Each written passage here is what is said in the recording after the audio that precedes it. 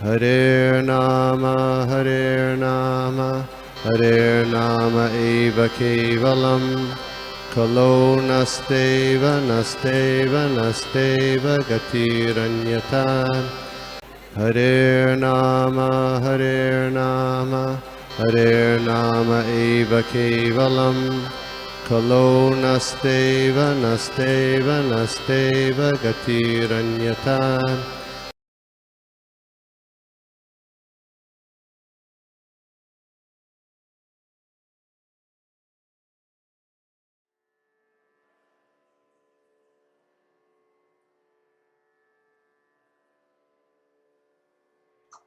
हम लोग प्रेयर्स लेते हैं पहले। नमो विष्णुपादाय कृष्ण प्रेष्ठाय भूतले श्रीमते भक्ति वेदांत स्वामी नाम्ने नमस्ते सरस्वती देवे गौरवाणी प्रचारिणे निर्विशेष शून्यवादी पाश्चात्य देशतारिणे। जय श्री कृष्ण चैतन्य प्रभु नित्यानंद श्री अद्वैत गदाधर श्रीवासादि गौर भक्त वृंद। Hare Krishna Krishna Krishna Hare Hare Hare Ram Ram Ram Hare Hare. Hare Krishna. So thank you first of all everybody, आप लोग सभी लोग आए और जैसे हम लोग हमेशा करते हैं हम लोग रिकैप करेंगे। तो हमने पिछले वीक में कौन से श्लोकास देखे थे, मैं क्विकली रिकैप कर लेता हूँ। तो मैं शेयर कर देता हूँ स्क्रीन, एक मिनट। लास्ट वीक में हमने देखा था श्लोका नंबर 25, अव्यक्तोयम अचिंत्योयम अविकार्योयम उच्यते। इसमें भगवान कहते हैं कि आत्मा जो है वो अव्यक्त है, अचिंत्य है और अविकार है। अविकार यानी जिसमें कोई चेंज नहीं आता, ये कहा था।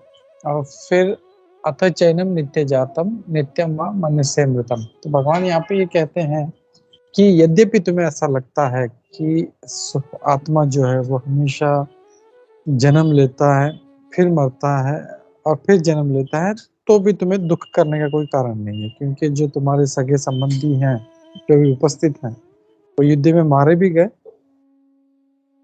तो वो फिर से जन्म लेंगे और फिर से तुम्हें प्राप्त होंगे। तो इसमें कोई शोक करने की बात नहीं है। तो ये यहाँ पे भगवान कृष्ण कहते हैं। और 27 लास्ट वाला श्लोक हमने देखा था कि जातस्य ही ध्रुवोर मृत्यु ध्रुवम जन्म मृतस्य च, कि हमेशा जो है जिसने जन्म लिया है उसकी मृत्यु निश्चित है और जिसकी मृत्यु हो गई है वो जन्म लेगा, ये निश्चित है। तो हम लोग देखते हैं श्लोका नंबर 29 से। मैं श्लोका पढ़ता हूँ, आप लोग रिपीट कीजिए।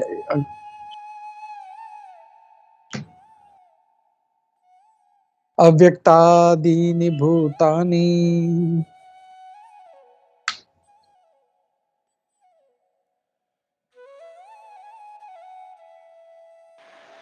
अव्यक्तादीनि भूतानि व्यक्तमध्यानि भारत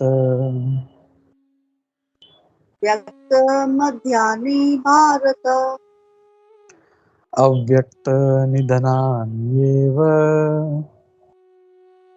अव्यक्तमध्यानेव तत्र का परिदेवना। तत्र का परिदेवना। Thank you. तो यहाँ पे देखते हैं भगवान क्या कह रहे हैं। All created beings are unmanifest in the beginning, manifest in their interim state and unmanifest again when annihilated. So what need is there for lamentation? तो भगवान क्या कह रहे हैं, अव्यक्त आदिनी भूतानी, यानी पहले जो है अव्यक्त रहता है जीव। जैसे अगर हम लोग देखें हमारा जो भी आयु है 25 साल है, 50 साल है, 75 साल है, तो इसके पहले 100 साल पहले, 200 साल पहले क्या थे, हम अव्यक्त थे। भगवान ये कह रहे हैं कि जो जीव है जैसे पिता विष्णु वो अव्यक्त थे पहले, फिर व्यक्त मध्यानि भारत, और बीच में वो व्यक्त होते हैं कुछ टाइम के लिए, और फिर अव्यक्त निधनान्येव, फिर निधन यानी मृत्यु के पश्चात फिर से अव्यक्त हो जाते हैं। तो ये एक मतलब पहले अव्यक्त रहते हैं, फिर बीच में थोड़ी देर टाइम के लिए व्यक्त होते हैं और फिर अव्यक्त होते हैं।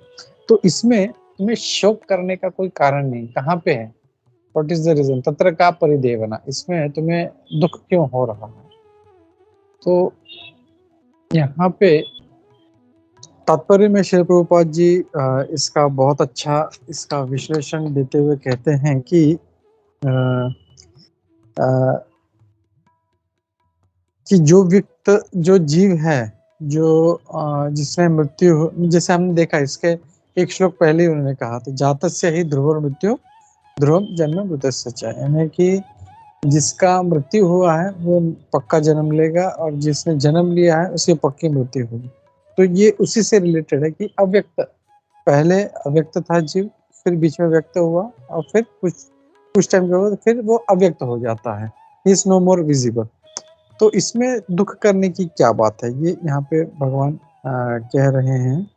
और फिर यहाँ पे प्रभुपाद जी तात्पर्य में देखें तो प्रभुपाद जी कहते हैं कि दो प्रकार के लोग होते हैं। एक जो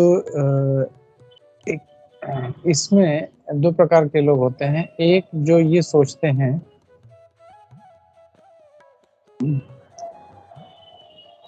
एक जो ये सोचते हैं कि आत्मा जो है, जो आत्मा पे भरोसा करते हैं, जो आत्मा पे विश्वास रखते हैं कि आत्मा नाम की व्यक्ति है, कुछ है वस्तु, और वो दूसरे प्रकार के जो लोग हैं जो आत्मा को नहीं मानते।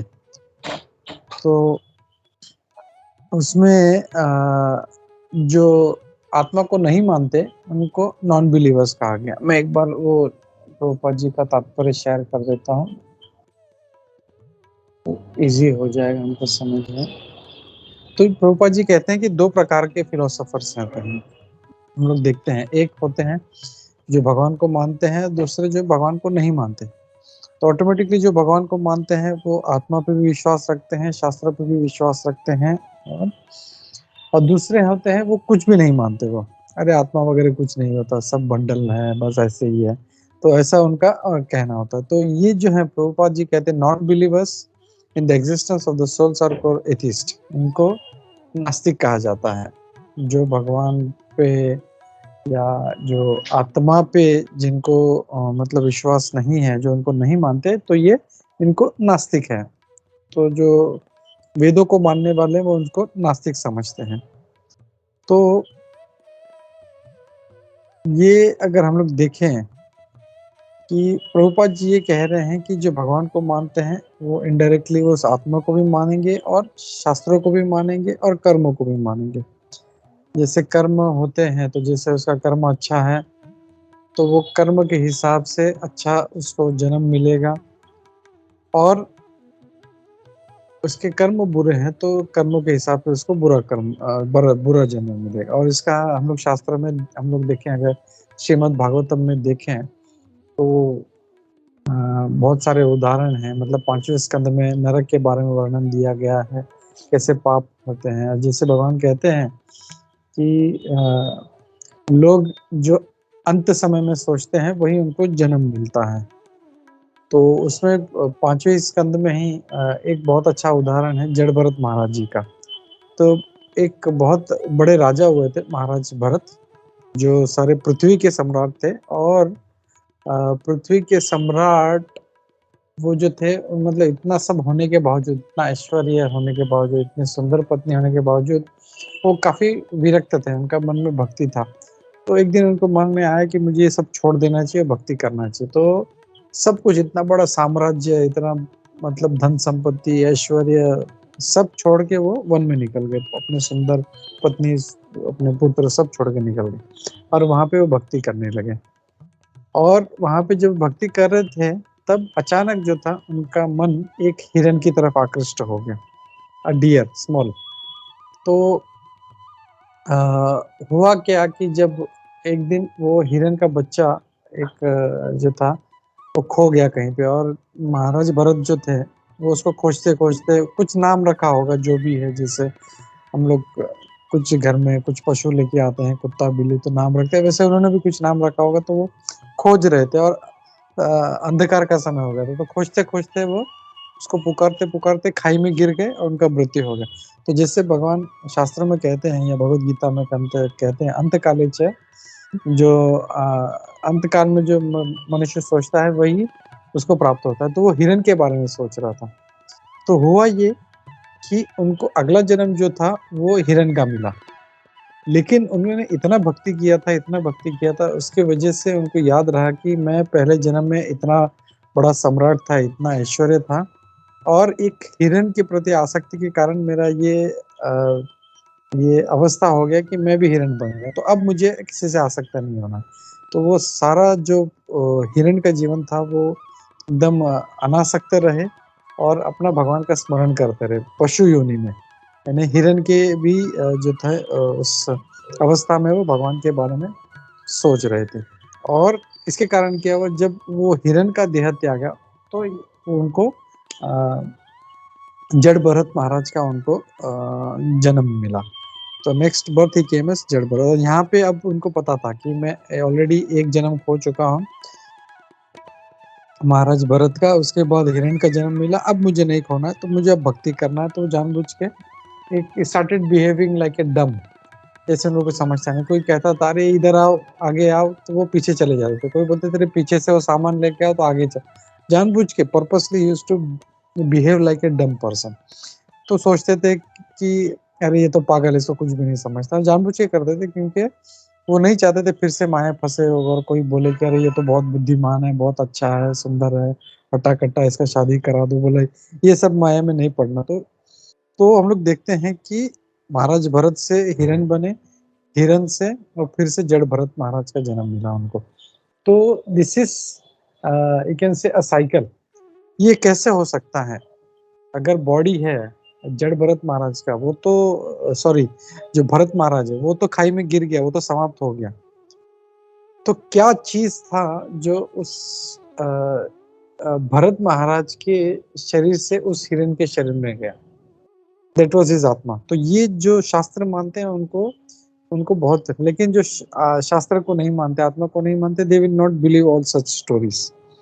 तो प्रभुपाद जी हमेशा कहते हैं, कुछ लोग होते हैं उनको प्रभुपाद जी कहते हैं वो अर्ध कुकुटी न्याय, यानी अर्ध कुकुटी न्याय यानी जो क्या बोलते हैं मुर्गी होती है, उस कुकुट यानी संस्कृत में मुर्गी को कहा जाता है। तो उनको वो पार्ट अच्छा लगता है पीछे का, जहाँ से उनको कुछ मिलता है, यानी जैसे वो मुर्गी जो है अंडा देती, वो पार्ट उनको अच्छा लगता है। लेकिन आगे का जो पार्ट है मुंह, वो अच्छा नहीं लगता, क्योंकि वो हमेशा खाते रहता है, कुछ ना कुछ उसको देना पड़ता है।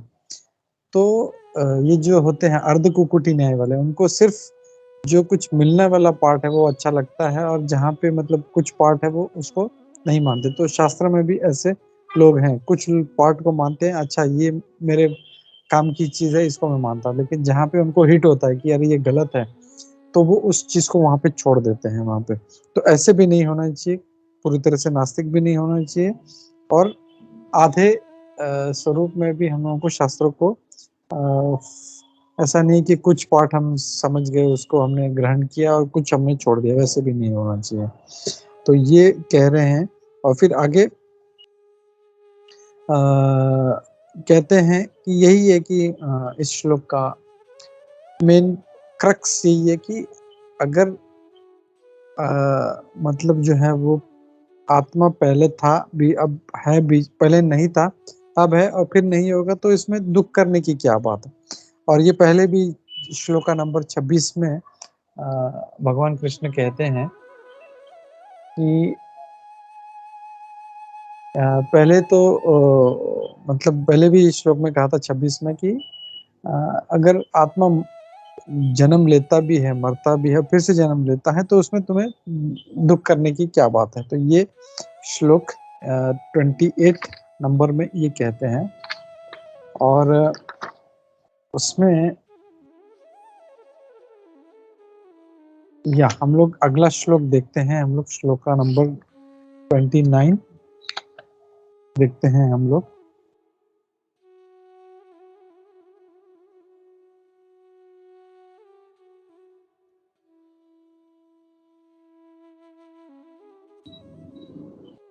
ये भी एक बहुत अच्छा बहुत इम्पोर्टेंट श्लोक है ये, वेरी नाइस। इसको अमेजिंग श्लोक कहा जाता है। तो जस्ट सी व्हाई, तो मैं बोलता हूँ, आप लोग रिपीट कीजिए एक बार। आश्चर्यवत पश्यति कश्चिदेनम, एक थोड़ा काफी बड़ा, मैं इसको ब्रेक करके बोलता हूँ।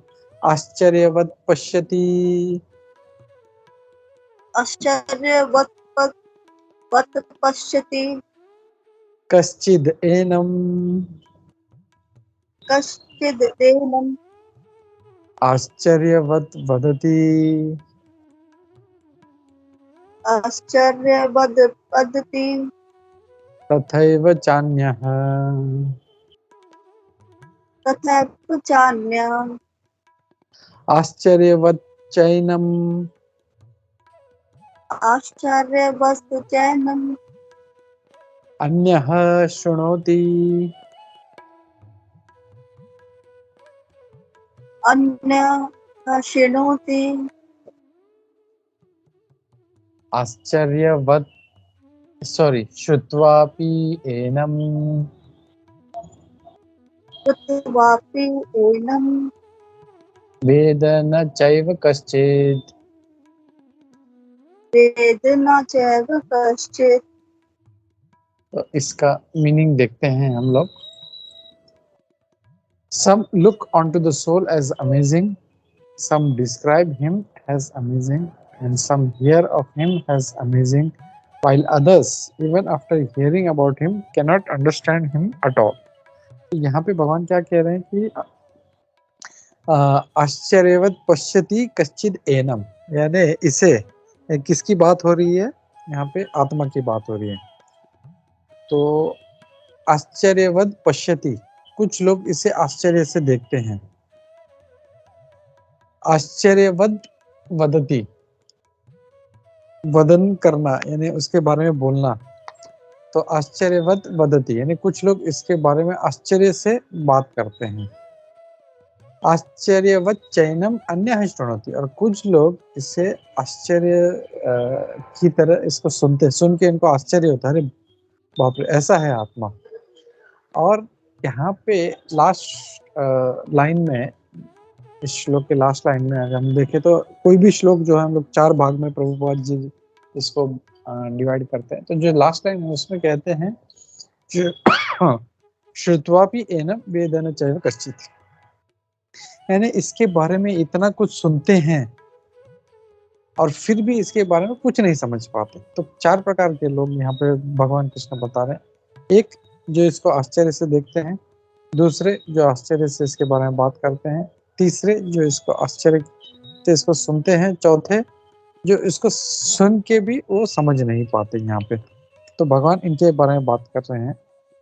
तो यहाँ पे श्रील प्रभुपाद सबसे पहले अपने तात्पर्य में, एक्चुअली देखा जाए तो इसको गीता को गीतोपनिषद भी कहा जाता है, भगवद गीता को।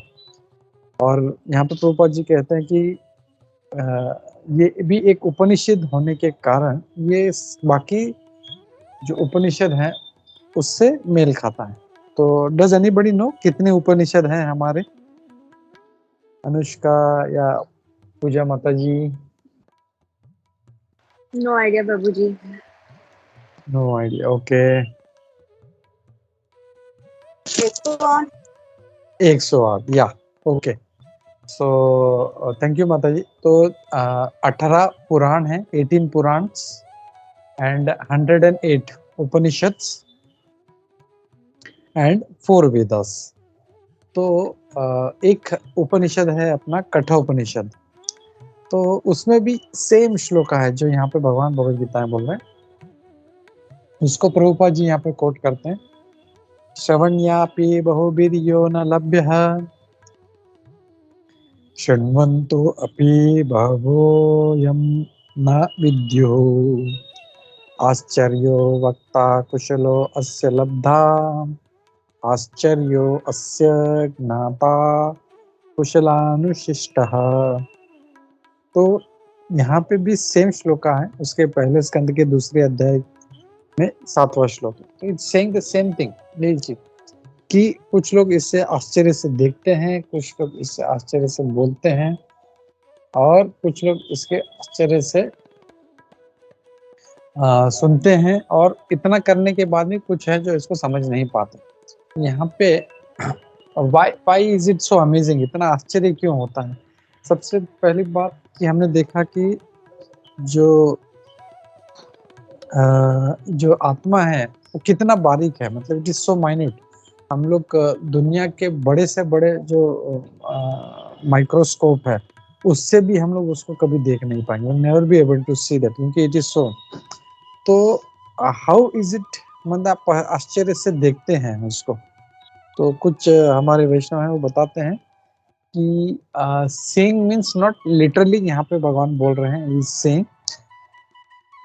तो जैसे कभी कभी हम लोग किसी को समझाते हैं ना, हम लोग तो हम लोग बोलते हैं यू सी, हम लोग ऐसा बोलते हैं ना, यू सी, क्या तुम देख सकते हो? मैं फिर बताते हैं ऐसा ऐसा ऐसा। That means to understand something.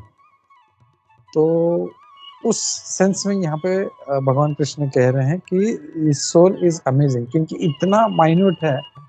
और ये इतना माइन्यूट होने के बावजूद हमने देखा कि बाल का जो अग्र भाग है उसका 10,000 भाग करें तो जो साइज होगा that is the dimension of the soul. और इतना छोटा सोल है, वो बड़े से बड़े डायनासोर को भी चलाता है और छोटे से छोटे बैक्टीरिया जो माइक्रोबिक जर्म्स हैं उसको भी चलाता है। तो दिस इज वेरी अमेजिंग कि ऐसे कैसे हो सकता है।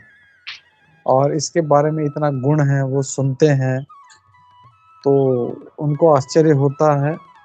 और लास्ट में प्रभुपाद जी कहते हैं men with poor fund of knowledge or men who are not austere cannot understand the wonders of the individual atomic spark। तो जिनको ज्ञान नहीं है, तो ज्ञान मतलब we are not talking of scientific knowledge but शास्त्रों का ज्ञान, जिनको शास्त्रों का ज्ञान नहीं है वो लोग इसको समझ नहीं पाते बिल्कुल भी। या जो ऑस्टियर, यानी जो जिनके जीवन में तप नहीं है, जो भगवान के लिए कुछ व्रत है या तप वगैरह तपस्या नहीं करते, वो लोग ऐसा चीज कभी नहीं समझ पाते, ये कह रहे हैं। तो भगवान ने इसका जो ज्ञान है वो सबसे पहले ब्रह्मा जी को दिया था। तो he is the first living being. और प्रभुपाद जी कहते हैं the greatest authority of knowledge. तो ज्ञान के मतलब सबसे पहले अधिकारी हैं वो, उनको प्राप्त हुआ था। तो ये कह रहे हैं कि उन्होंने भी ये चीज हम लोग को समझाने का प्रयास किया है, ब्रह्मा जी बताते हैं। तो वो हमको इसको सीरियसली हमको इसको लेना चाहिए, हम लोग को। We should try to understand this. एक मिनट।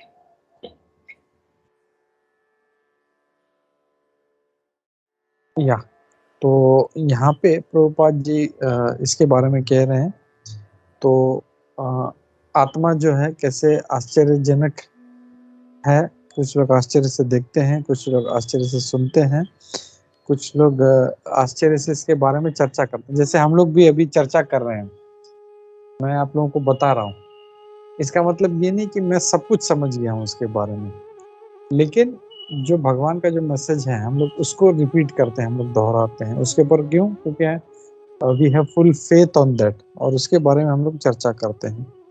और चौथा जो है चौथे लोग हैं जो इसके बारे में सुन के भी समझ नहीं पाते, वो हमने देखा। प्रभुपाद जी कह रहे कि क्यों ऐसा होता है, बिकॉज उनको ज्ञान नहीं है शास्त्रों का। तो ये प्रभुपाद जी कह रहे हैं। और फिर हम लोग आगे देखते हैं। प्रभुपाद जी कहते हैं कि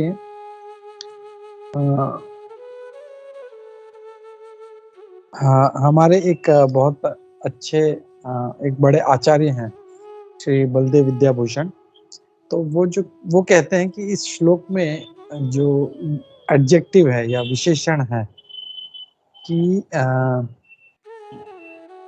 ये जो विशेषण है आश्चर्य और अमेजिंग, ये जो विशेषण है ये हम लोग ऑब्जेक्ट दो हैं यहाँ पे। किसी भी ग्रामर में दो, मतलब एक ऑब्जेक्ट होता है और एक सब्जेक्ट होता है। तो ऑब्जेक्ट यहाँ पे क्या है? आत्मा। तो ये जो एडजेक्टिव है, तो वो कहते हैं ये जो अमेजिंग एडजेक्टिव है, ये विशेषण है, ये हम लोग उस आत्मा के लिए भी यूज कर सकते हैं या तो जो लोग हैं उनको भी यूज कर सकते हैं। तो उसको मतलब अलग तरीके से समझाते हैं। वो कैसे समझाते हैं? वो कहते हैं कि कुछ लोग इस आत्मा को आश्चर्य से, मतलब आत्मा को आश्चर्य से देखते हैं। और अगर इसका दूसरा मीनिंग लगा, ये विशेषण हम लोग जो है उस लोगों पे लगा, तो वो कहते हैं कि कुछ अमेजिंग लोग जो हैं इस आत्मा को देख पाते हैं। तो ऐसा मीनिंग चेंज हो जाता है। जो हमारे वैष्णव आचार्य लोग हैं उसको एक श्लोक को मतलब अलग अलग तरीके से समझाते हैं। फिर दूसरा कहते हैं कि जैसे कुछ विशेषण हम लोग इधर उधर चेंज करके उसका will try to understand adjective. तो बोलते हैं कि some people hear about this amazing soul, और उसको अगर घुमाए हम लोग तो some amazing people hear about this soul.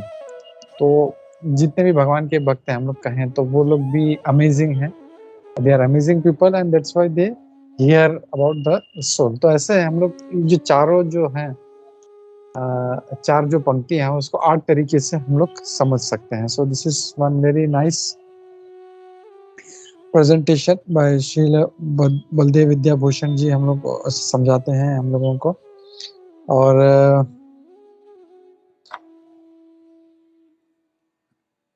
वो कहते हैं, प्रभुपाद जी इस तात्पर्य में कहते हैं सबसे जो बेस्ट तरीका है वो किसी भी चीज को समझने का कि पूरा फेथ होना चाहिए हम लोगों को। और भगवान पे हम लोग अगर फेथ रखते हैं तो भगवान ने ये भगवत गीता हम लोगों को दिया है। तो we have to just we have to listen and we have to have full faith कि ये जो भगवान जो भी कह रहे हैं दैट इज करेक्ट। तो ये हम लोग को पूरा फेथ होना चाहिए। This is what Prabhupada is saying. और इसमें ये श्लोका नंबर 29 यहाँ पे खत्म होता है। तो और एक श्लोक है, मैं क्विकली लेता हूँ। एक्चुअली अगर हम लोग पूरा सेकंड चैप्टर जो है, हम लोग सेकंड चैप्टर अगर हम लोग डिवाइड करें, हम लोग 72 श्लोकाज हैं।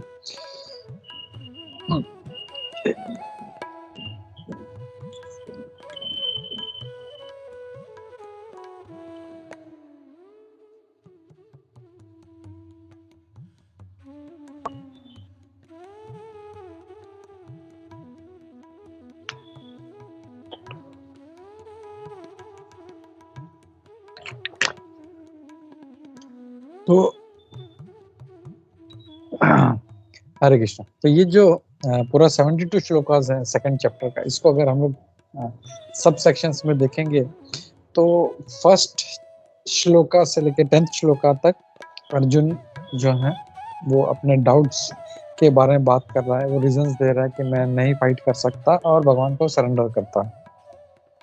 और फिर भगवान कृष्ण 11th श्लोका से बात शुरू करते हैं, स्टार्ट स्पीकिंग। और वो 30th श्लोका तक जो है वो सिर्फ ज्ञान देते हैं कि आत्मा क्या है, शरीर क्या है, पूरा दैट नॉलेज। तो इट फॉर्म्स एज ज्ञान सेक्शन उसको बोल सकते हैं। तो उसका जो अगला है 31 से 38 तक he will speak of what is the benefit, मतलब कर्म कांड की तरह है। मतलब अगर जैसे कर्म वेदों में कर्म कांड दिया जाता है तो अगर कुछ कार्य करते हैं तो यू विल गेट बेनिफिट, वहां पे नॉलेज नहीं है। तो वहां से 31 से लेकर 38 तक भगवान कृष्ण अगर तुम युद्ध करोगे तो तुम्हें क्या बेनिफिट मिलेगा वो बताएंगे। तो जो 30th है हम लोग ज्ञान सेक्शन जो है will try to cover that. और उसको हम लोग आज ज्ञान सेक्शन को हम लोग पूरा करते हैं हम लोग। तो श्लोका नंबर 30th मैं शेयर करता हूँ।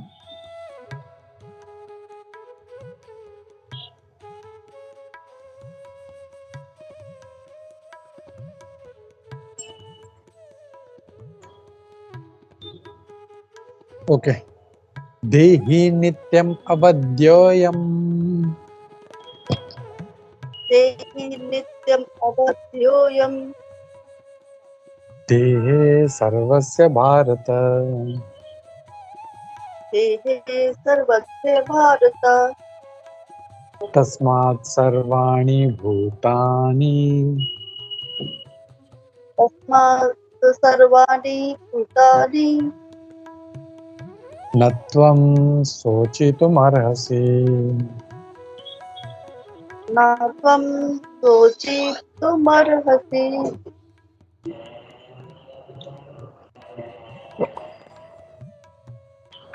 मैं एक बार फिर से बोलता हूँ पूरा श्लोक। देहि नित्यम अवध्योयम, देहे सर्वस्य भारत, तस्मात् सर्वाणि भूतानि न त्वं शोचितुम अर्हसि। तो यहाँ पे भगवान क्या कह रहे हैं? ओ डिसेंडेंट ऑफ भरता, he who dwells in the body can never be slain, therefore you need not grieve for any living being. तो क्या कह रहे हैं कि देहि नित्यम अवध्योयम। देही यानी दो है, हम लोग समझ सकते हैं। अगर संस्कृत देखें तो देह मीनो, देह मीन्स बॉडी, और देही means one who is staying in the देह इज देही, दैट इज द सोल। तो बोले देही नित्यम अवध्योयम, हिज मतलब उसका कभी भी वध नहीं हो सकता। He is eternal, nobody can kill him, this is what lord is saying. और देह सर्वस्य भारत, एंड ही स्टेज देयर। तो कह रहे हैं कि therefore you, if he is not being killed, then why you are bothering? तो हम लोग देखते हैं, हमने कई श्लोकों में देखा कि भगवान ये कह रहे हैं कि आत्मा जब मरने वाला नहीं है तो why you are bothered, तुम दुख क्यों कर रहे हैं? तो ये सेम चीज भगवान बोल रहे हैं। और फिर इसमें प्रभुपाद जी कहते हैं वो ये जो भगवान The Lord now concludes the chapter of instruction on immutable spirit soul. तो यहाँ पे प्रभुपाद जी भी कह रहे हैं कि ये जो ज्ञान सेक्शन है हमारा, वो यहाँ पे कंक्लूड होता है यहाँ पे। और यही कह रहे हैं कि आत्मा is not going to die, so you need to fight, तो एंड डू नॉट लमेंट, ये कह रहे हैं।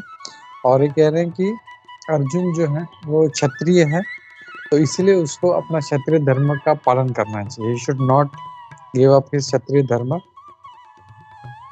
जस्ट ये सोच के कि मेरे जो गुरु हैं द्रोणाचार्य जी या मेरे दादाजी हैं पितामह भीष्म, तो उनके फियर से उनको वो छोड़ना नहीं चाहिए कि वो मर जाएंगे। तो एंड वो बार बार यही बात बोलते हैं कि आत्मा is not going to die, atma is not going to die, atma is not going to die. तो ये बात यहाँ पे बोल के, यहाँ पे ये जो ज्ञान सेक्शन है फ्रॉम 11 to 30 ये यहाँ पे खत्म होता है।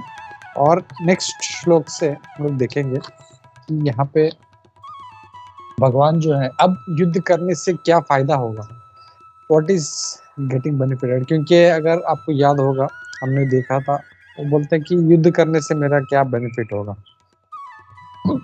मुझे कोई बेनिफिट नहीं होगा। तो ना ही start talking from that perspective कि तुम्हारे क्या बेनिफिट है। तो इसी के साथ मैं यहाँ पे रुकता हूँ क्विकली, अगर कोई क्वेश्चंस है तो हम लोग लेते हैं। हरे कृष्णा वैजी माता जी।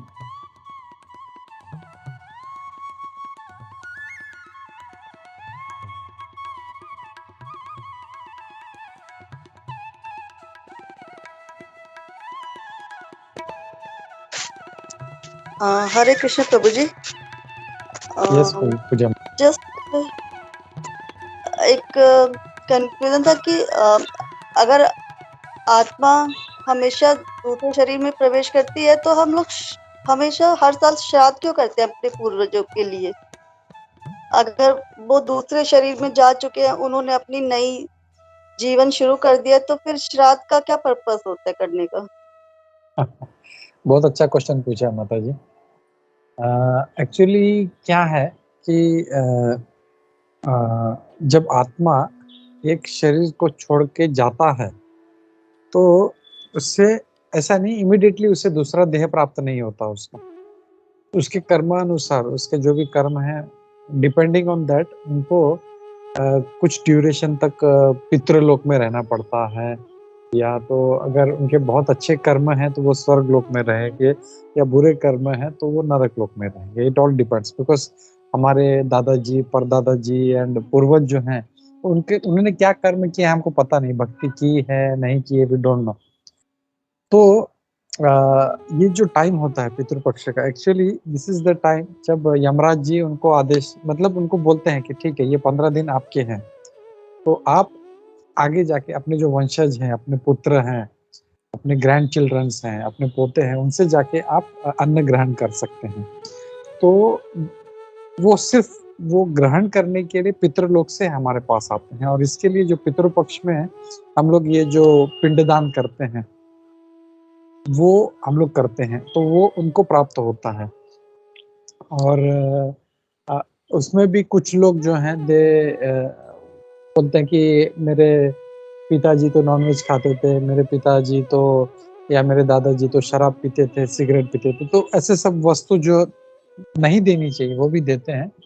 सो अगर जब ऐसा होता है तो उनको जो है, और जो है मतलब it is creating bad effects, it is creating wrong मतलब गलत ये हो जाता है रिचुअल, तो वो नहीं होना चाहिए।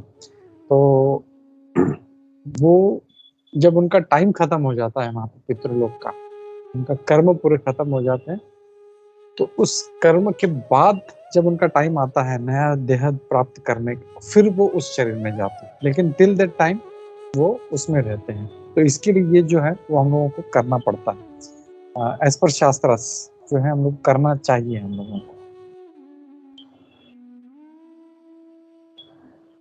थैंक यू प्रभु जी।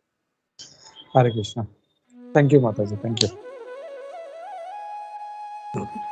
Abhijit, I have a question. या गो अहेड बेटा। हमने जैसे 28th श्लोक पढ़ा था, I think, if I am not wrong, तो उसमें आपने बोला कि पूरे तरह से नास्तिक नहीं होना चाहिए, बट आधी तरह से शास्त्र भी नहीं फॉलो करने चाहिए। So, but I mean, nowadays, I don't think it's fully possible for everyone to always follow everything that is written. मतलब हम थोड़ा सा अपनी तरफ से रूल्स बेंड करते हैं, जो सही नहीं है मुझे पता है, बट आई थिंक आज के टाइम में ऐसे, तो इज दैट रॉन्ग? मतलब मुझे ढंग से सब मतलब नहीं समझ आया बहुत। आई विल, मैं समझ गया तुम्हारा कंफ्यूजन क्या है। सी, शास्त्र में बहुत कुछ कहा गया है, तो it is not practically possible कि हम लोग हर चीज कर सकें। We can do each and everything, but at least we can have faith. जैसे अगर हम लोग कहें कि कुछ चीज अपने को पता चल गई है, जैसे कि हाँ, कोई इंडियन व्यक्ति अगर यूएस में गया है, तो अगर वो इंडिया की तरह ही अगर वो लेफ्ट साइड से ड्राइविंग करेगा जैसे यहाँ पे होता है, वहाँ पे राइट साइड में है, तो फर्स्ट टाइम मे बी उसको थोड़ा सा छूट मिल जाएगा, ओ ओके इसको पता नहीं है। लेकिन जब पता है इसको, ऑलरेडी इसके ऊपर तो 4 चालान लगा हुआ है इसके ऊपर, और फिर भी ये जानबूझ के यहाँ पे चला रहे, तो then it will be more punishable, correct. तो वैसे ही है कि if we don't know till the time it is okay. हम लोग को प्रयास करना चाहिए कि वी फॉलो दैट। अगर नहीं भी होता है तो it is okay, but at least have a full faith, हाँ, कि this is right thing and this is wrong thing. But just I want to do something, and I don't want to agree, and I want to go beyond. That is not correct. So we should have faith in Shastras. Whatever Shastras is saying is correct, and I have to agree to that, even if I'm not able to do that thing 100%. I hope I was able to answer. Yes, Prabhuji, it's clear. Thank you. Hare Krishna. Thank you, beta. Okay. अगर कोई question नहीं है तो मुझे जाना है मेरे बेटे के कॉलेज में, सो हम लोग रुकते हैं यहाँ पे। थैंक यू वेरी मच पूजा जी, अनुष्का जी, जय माता जी, हरे कृष्णा। सो नेक्स्ट हरे वीक कृष्णा। हम लोग करते हैं। हरे कृष्णा। पंचा कल्पतरुभ्यश्च कृपा सिन्धुभ्यो च पतितानां पावनेभ्यो वैष्णवेभ्यो नमो नमः। अनंत कोटि वैष्णववृंद की जय। श्रील प्रभुपाद की जय। Bhagavad Gita as it is, Bhagavad Gita Yatharup की जय। हरे कृष्णा। Thank you.